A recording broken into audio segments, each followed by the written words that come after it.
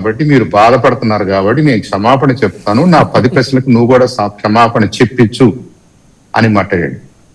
అది క్షమాపణ కాదు. మీరు జెన్యున్ గా మనం ఒక తప్పు చేసినప్పుడు మనం ఫీల్ అయితే నేను పొరపాటు చేశాను, ఎవరు ఒత్తిడి లేకుండా. అంబటి రాంబాబు గారు ఏ పార్టీ అయినా కానీ ఏ మాట్లాడినా ఎంత తప్పు మాట్లాడినా ఆయన ఇక్కడి నుంచి ఇంటికి వెళ్ళేసరికి హీ రియలైజ్డ్ ఇది నా వయసుకు తగదు, నా స్టేచర్కి తగదు, నేను అలా అనకూడదు, నేను తప్పు మాట్లాడాను, ఎవరు ఏమన్నా కానీ నేను అనకూడదు, నేను చంద్రబాబు నాయుడు గారిని అనలేదు, నేను ఎవరినన్నా తప్పే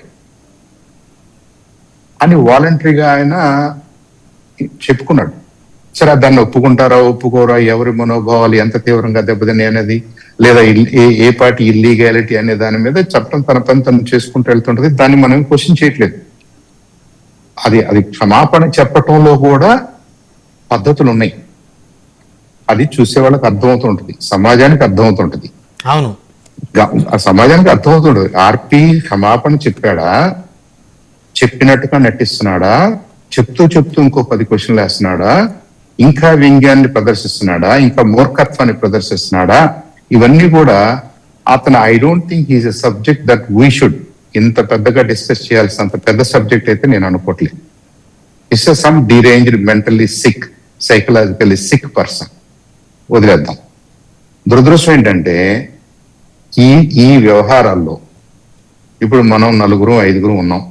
I think our time is equally valuable. అవును, నిన్న బిల్ గేట్స్ గారు ఆంధ్రప్రదేశ్ వచ్చారు.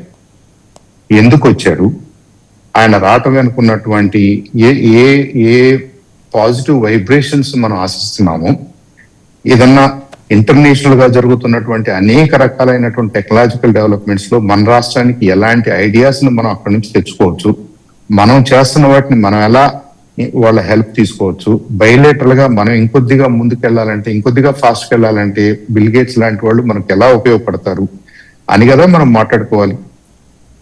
ఇవాళ ప్రపంచంలోని అతిపెద్ద సమ్మిట్ భారత్ మండపంలో జరుగుతుంది. ప్రధానమంత్రి గారు నిన్న ఓపెన్ చేశారు. 20-30 దేశాల ప్రధానులు, ప్రెసిడెంట్స్ పార్టిసిపేట్ చేస్తున్నారు.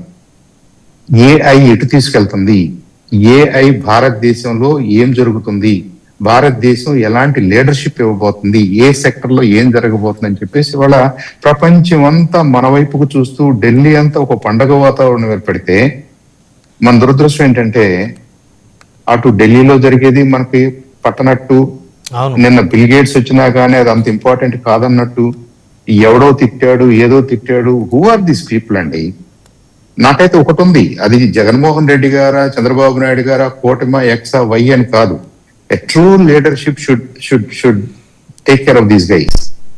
ఇలాంటి చెత్తని మనం లాస్ట్ గవర్నమెంట్ ఫెయిల్ అయింది కాబట్టి లాస్ట్ గవర్నమెంట్ ఫెయిల్ అయింది, లాస్ట్ గవర్నమెంట్ చేయలేదు. ఈసారైనా సరే కూటమి ఇలాంటి పిచ్చి వేషాలు వేసే వాళ్ళని చాలా సీరియస్ గా పట్టుకోవాలి. 7 ఏళ్ళు సుమోటోగా. నిన్న అనిత గారు అన్నమాట ఎవరో మెన్షన్ చేశారు, నాకు కూడా కృష్ణాంజలి నాకు కూడా బాధేసింది.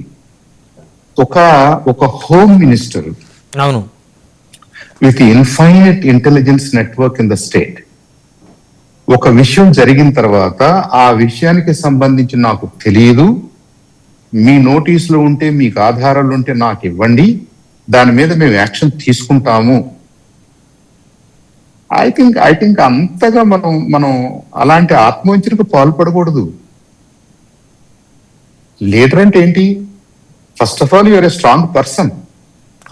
మీరు ఇండివిజువల్ గా you're a strong person. Then you have taken the extra responsibility of leading ఒక 2 లక్షలు 3 లక్షల మందిని రిప్రజెంట్ చేయడానికి మీరు ముందుకొచ్చారు.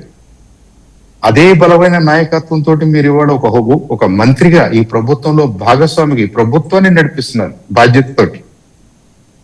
మీరు ఎంత ఈజీగా మాకు తెలియదు అంటే, ఒక కామన్ పౌరుడిగా మనం ఏమనుకోవాలి? ఇంత పెద్ద విషయాలే హోంమంత్రి గారి దృష్టికి వెళ్ళకపోతే అసలు ఇక్కడ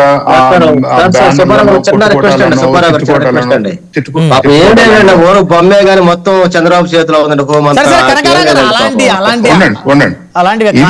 ఇక్కడ మనకి మనం ఇలా మనకున్న అనేటప్పుడు మన పోలీస్ వైపు గత యంత్రాంగం ప్రభుత్వంలో కూడా హోం మంత్రులు అందరూ కూడా అలానే ఉన్నారు. జగన్మోహన్ రెడ్డి గారు, సజ్జల రామకృష్ణారెడ్డి గారు, మీ గుంటూరు బ్రహ్మారెడ్డి గారు మా గవర్నమెంట్ లో జరిగితే గుంటూరు రమాని హత్య చేస్తే ఇమీడియట్ గా ఫాస్ట్ కోర్టు పెట్టి శిక్ష పడింది, వాళ్ళకి న్యాయం చేసామండి. మా గవర్నమెంట్ లో అంత పాప మీద కేసు వస్తే జైలు పంపించాము. బ్రహ్మారెడ్డి గారు, this is my time please. This is my time. నేను ఏమంటున్నానంటే, ఇంత పెద్ద ఇంటెలిజెన్స్ వ్యవస్థ ఉండి మనకి గుంటూరులో ఏం జరిగిందో తెలియదు అని హోంమంత్రి గారు అంటున్నారంటే, I think it's not a good sign. It's not a good sign. అదేంటండి మీరు కూటమిలో ఉండి ఎలా మాట్లాడతారంటే, నేను కూటమిలోనే ఉన్నాను, నేను ఏ పార్టీలోనైనా ఉండొచ్చు, but before that I'm also a citizen of this place. I'm also pained. ఇప్పుడు మనం ఇంత పెద్ద వ్యవస్థలో లక్షల కోట్లు పెట్టేసి లక్షల కోట్లతోటి నడుస్తున్న ఈ వ్యవస్థలో మాకు తెలియదని ప్రభుత్వం అంటే, మాకు తెలియదని హోంమంత్రి అంటే ఏమనాలండి ఇంకా మనం? ఎవరిని బ్లేమ్ చేయాలి? ఎవరి దగ్గరికి వెళ్ళాలి? మనం ఏం చేయాలి? అలాగే మనకి ఏం కావాలి? ఇవాళ నిన్నంతా కూడా మన గౌరవ ముఖ్యమంత్రి గారు ఒక వరల్డ్ లీడర్ ని, టెక్నాలజీ లీడర్ ని తీసుకొచ్చి ఏదో మనకు ఒక డైరెక్షన్ కోసం మనం చేస్తున్న దాన్ని వివరించడానికో కొత్త విషయాలు తెలుసుకోవటానికో మనం ఆయన తీసుకొచ్చినప్పుడు I think we should celebrate the idea.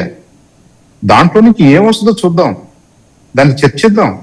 YSR party వాళ్ళు చర్చించవచ్చు, ఇంకో పార్టీ వాళ్ళు చర్చించవచ్చు, యూనివర్సిటీలో మాట్లాడుకుంటారు, పిల్లలు మాట్లాడుకుంటారు, జర్నలిస్టులు మాట్లాడుకుంటారు, అందరూ మాట్లాడుకుంటారు. Let them discuss. దాంట్లో మనకి ఏమైనా పనికొచ్చే ఐటమ్స్ ఉంటే let us take it and go forward. అది కదా మనకు కావాలి. ఎవడండి వాడెవడో ఏదో మాట్లాడతాడు, వాడికి బుద్ధి లేదు కాబట్టి. లాస్ట్ గవర్నమెంట్ లో కూడా ఎవడైతే బుద్ధి లేని వాడు మాట్లాడాడో అది చూస్తూ నీరు గారి కూర్చుందో ప్రభుత్వం, government had to pay the price. Jaganmohan Reddy గారి వాళ్ళ ఇంట్లో కూర్చోడానికి అవన్నీ కారణాలు. అయితే కూటమి నాయకులు అంత అమాయకులు కాదు, ఆ కూటమి నాయకులు అంత అమాయకులు కాదు. We're very serious about these things. వారు కూటమికి దెబ్బ తగిలే ఏ కార్యక్రమం జరిగినా గానీ ఆర్పీలు కాదు, ఇంకొకడు కాదు, వాళ్ళందరూ అలాంటి వాళ్ళందరూ కూడా ట్రాష్ కింద పరిగణిస్తూ the government will take action. Right. సమయం తక్కువ సార్, వన్ వర్డ్ కంక్లూడ్ తీసుకుందాం. కృష్ణాలి గారు, సో చాలా రోజుల తర్వాత చంద్ర సంవత్సరాలు గారు నేను చాలా పెద్ద ఫైర్ చూశాను నేనైతే. అంటే రగులుతున్న అగ్ని పర్వతం అని ఉంటుంది చూడండి, సో నాకైతే కనిపించింది. ఇప్పుడు బ్రహ్మనాయుడు గారు, మనము రాజకీయాలు వేరు, పాలనకు సంబంధించినటువంటి వ్యవహారాలు వేరు.